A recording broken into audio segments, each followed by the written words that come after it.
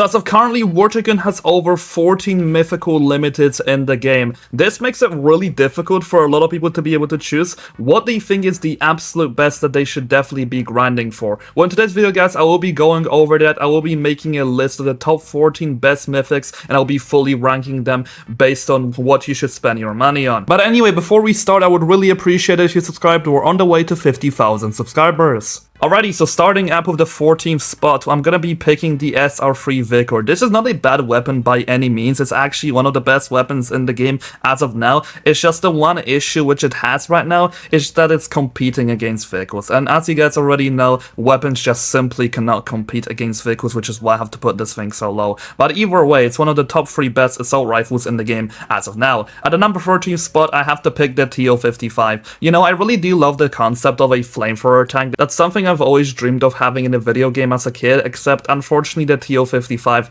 does really not provide that much value, and it's honestly really inconsistent as a vehicle. It has its main cannon and a machine gun, and if you do manage to get lucky and actually have the opponents not really think about their surroundings, I guess you could get close to them and finish them off with a flamethrower. Except the DPS only really gets good when it adds up. If you're just going in someone's face, firing the flamethrower, and they're in the flame for like 1 to 2 seconds, you're not going to be able to rack up too much damage. So at that point, you're kind of like a tank with a lot of health and just decent base stats. Nothing else. Now moving into the number 12 spot, I'm going to be picking the B1R Regional. So the B1R Regional is kinda in a bad spot because it is competing against vehicles that are just simply much more versatile than it. This is by far the best bomber in the game. It does have self-defense. It is good at actually doing its job, except unfortunately, it is not good enough to be able to compete with our things in this meta, considering the fact that it costs you 11 parts to spawn this thing. You could spawn a multi-roll jet for 9 parts or even 8 parts and do just fine, so the B1R Regional just cannot be any higher. And another thing that really sucks about it, it's just a giant target practice. The next thing we're going to be moving into is the Ekrano plane at the 11th spot. So the Ekrano has received a buff previously. I would have probably put this thing at the 13th spot, to be totally honest with you. However, the Ekrano does have one major use, and that's that it's actually pretty good against the more powerful ships in the game, like the USS Independence, Independence X, the Zumwalt. It can actually trade damage with them extremely well. It's a fast Vic which can get away, except it does still have a lot of technical issues. This thing is also really good when it comes to taking down helicopters and planes if you're really good with the guided missiles. However, if you're just not that good at them, then this thing will not be super useful. It is just a niche vehicle, however, it does get the job done, and it's somewhat versatile from time to time. Now, on the number 10 spot, I'm gonna be placing the Comanche Hunter. So, I do think this isn't a bad vehicle by any means. It's actually a pretty good helicopter. If I had to rank it, it would probably be like an A tier, except the issue that it has is that it really forces you to be good at the game to use it well. That's kind of the problem. It does have its 8 air-to-air missiles, except the issue with them is that they don't do too much damage individually, and you kind of really have to cheese the opponent from range, and even if you do, sometimes you might even end up not killing them because these missiles are just not able to do enough damage. That actually ends up happening to me quite a lot if you're fighting against the more meta vehicles. It does have a very high range, so I guess you can fight from long range, except it's not going to end up killing the enemy. You kind of are forced to go close. However, its rockets is probably the best part about it, in my opinion, is because you're able to do so much damage against ships. It's actually unimaginable. I'm able to defeat most Zumwalts and Independences with this thing. While I kind of drain their missiles,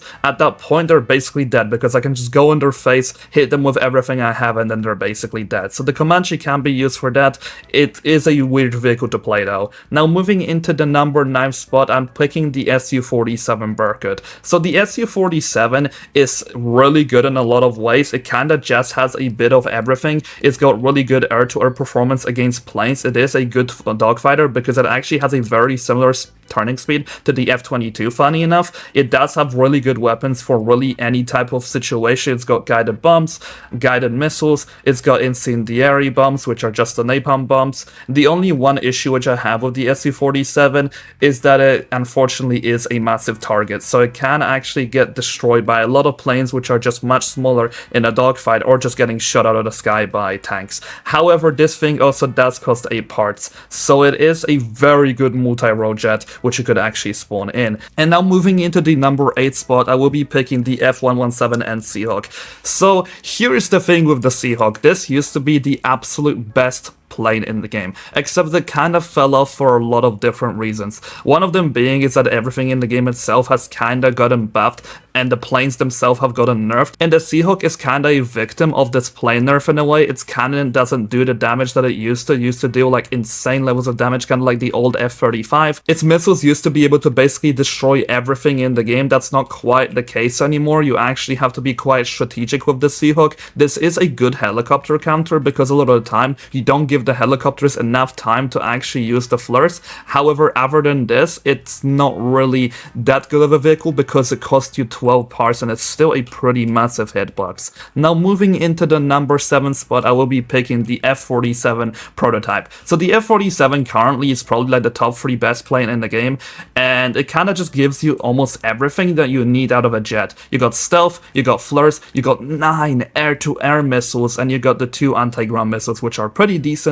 And the main really cool use which I actually found for the F-47 is how good it actually is against ships, because if you're able to hit the ship player with over 11 missiles and the cannon at the same time, they're almost going to be dead in most of the cases. However, another thing which this thing is just really good at is obviously plane-to-plane interactions and even being able to counter helicopters, because the good thing about this is if you got so many missiles, the helicopters just simply cannot flare that. So you're kind of in a spot where you don't have to use your cannon in order to win most exchanges. Now in the number 6 spot, I will be placing the longbow, and the simple reason why I'm putting it so high and I'm not having the planes above it is because currently the helicopters are just in a much better spot when it comes to meta than the planes. The planes have been heavily nerfed, the helis have been buffed quite a lot actually. The longbow is now able to basically destroy most ground targets with ease with its 16 missiles. Of course, the enemies can counter that by using smoke, which is why I heavily recommend you guys to be first firing like 1 to 2 missiles to bait out the smoke, and then at that time just constantly pressure the opponent with the cannon. That's kind of the way in which I play the longbow. However, another really niche and very good usage which you could find for the longbow would be the air-to-air performance against helicopters. This thing is really good against helis because its missiles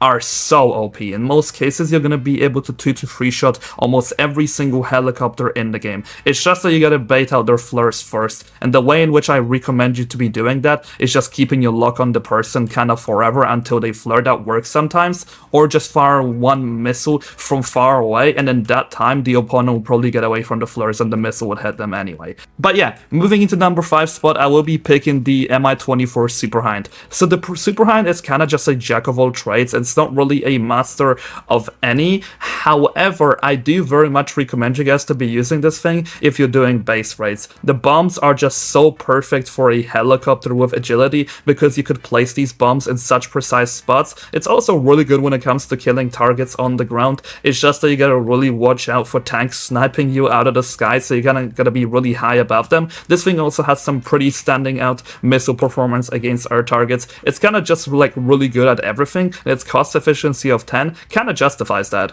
Now moving to the number 4 spot, we have the TOS Buratino, and I cannot believe I would ever be placing the TOS so high. However, right now, the tanks are absolutely dominating the meta, and the TOS is a perfect example of a tank that does everything super well. It's an artillery tank with insane air-to-air capabilities, being able to sometimes snipe people out the sky from 3 or even 4,000 studs because its guided missiles have some insane coverage when it comes to range. The guided missiles are also really fast. This thing just has so many mechanics going for it. It's really good at fighting tanks because if you get in the tank's face, you could kind of just kill them in like over a second because the artillery does some insane DPS, or you can just fight them at range. The TOS is really played in a way that you want. The vehicle doesn't force you to play it in any specific way to be good. It is good in every single way that you choose to play it.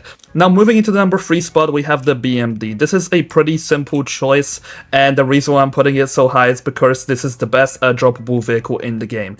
And the amount of coverage that this thing has for a vehicle that you can airdrop is crazy. If you end up dying by really any random vehicle, you could just get back into combat and pack a massive punch with the guided missile and the tank cannon very easily. With this, the BMD is also actually pretty good at taking down air targets due to its guided missile, but like it's kind of just a vehicle that does everything so well and has like an immense level of versatility. I cannot be putting it any lower. Now moving into number 2 spot, I have the F-35I, and only, I believe, competitive players will understand why this is so high, but I personally believe this to be the best plane in the game. It's got the cost efficiency, which is insane. It only costs you 9 parts. It is a small target. It's got electronic warfare, FLIRs, 4 multi-role missiles, and the cruise missiles, which are also really good at being able to kill the tanks, because the issues that the planes are struggling with right now is that they're not very good at tanks, just simply because you get too close to the tank and then it snipes you out the sky. The cruise missiles can be fired from like a mile away,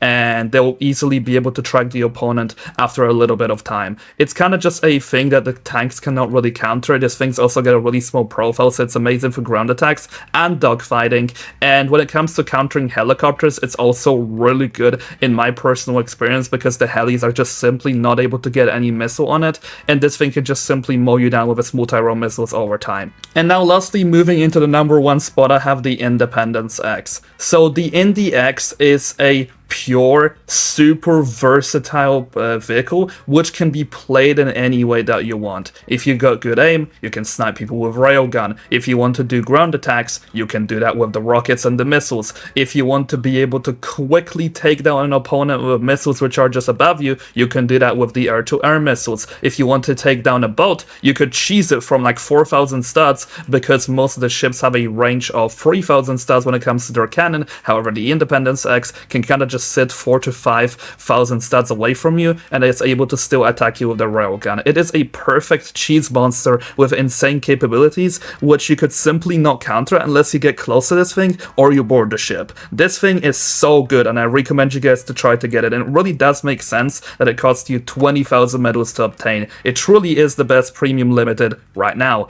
Anyway, for the time being, that's all I have for you guys in today's video. Do let me know in the comment section down below which vehicles would be your top 5. But yeah, thank you all so much for watching.